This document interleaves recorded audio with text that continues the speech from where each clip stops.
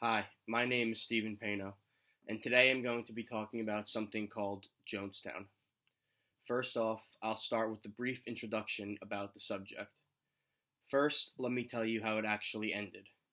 On November 18th, 1978, in what was called Jonestown, Guyana, 909 members of the People's Temple, which originated in the United States in San Francisco, died in what is known as the largest mass suicide in modern history.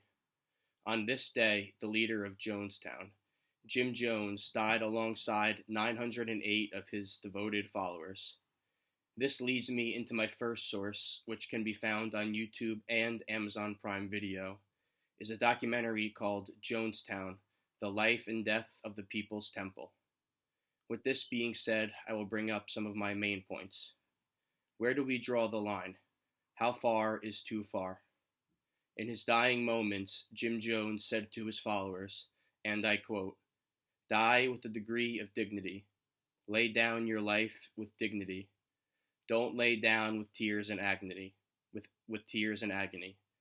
Death is just stepping over into another plane. Don't be this way." End quote.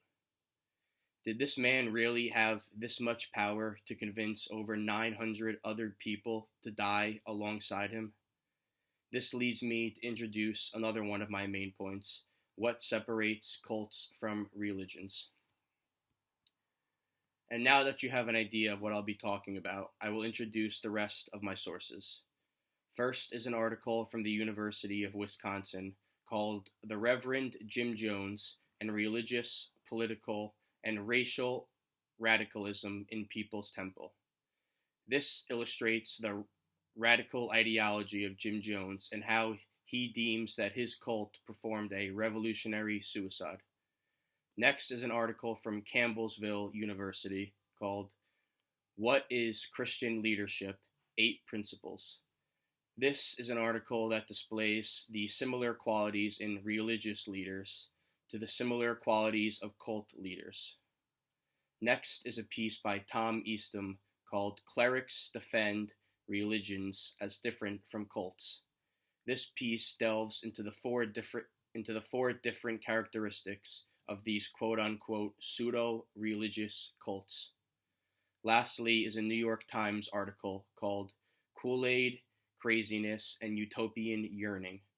This is a simple yet necessary work to my study. It really encompasses everything that Jonestown was about, and also points out how many of the Jonestown followers were educated, intelligent, idealistic, and life-loving people.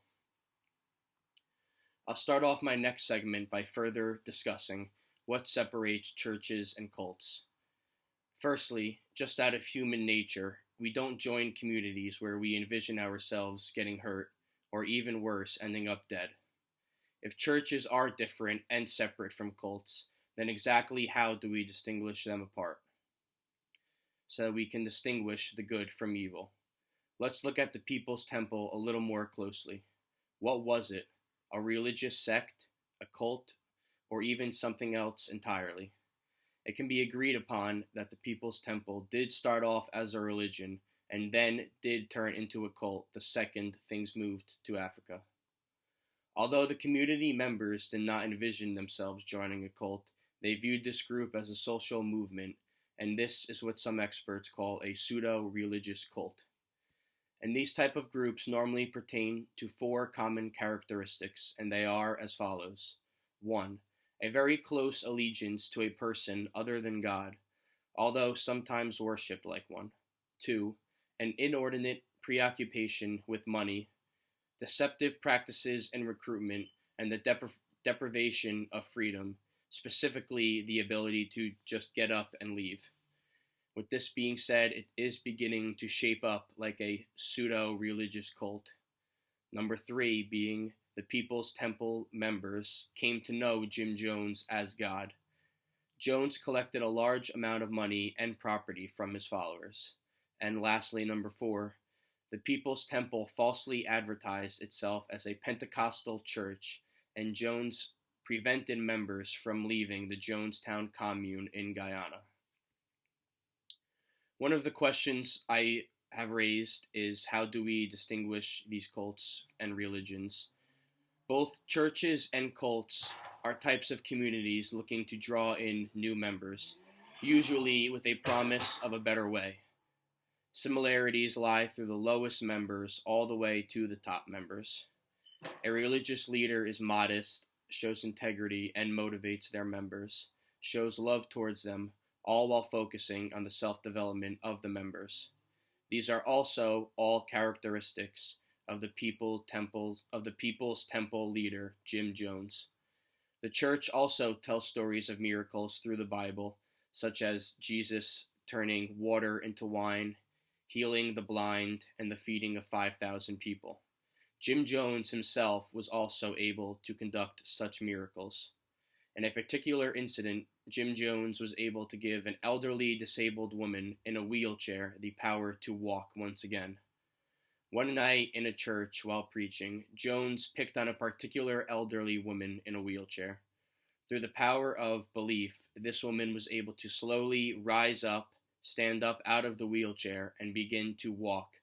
And then she suddenly began galloping, almost running around the church, all because of the belief instilled in her by Jim Jones. Having said all of this, one of the scarier plots all along is the ideology of dying with dignity.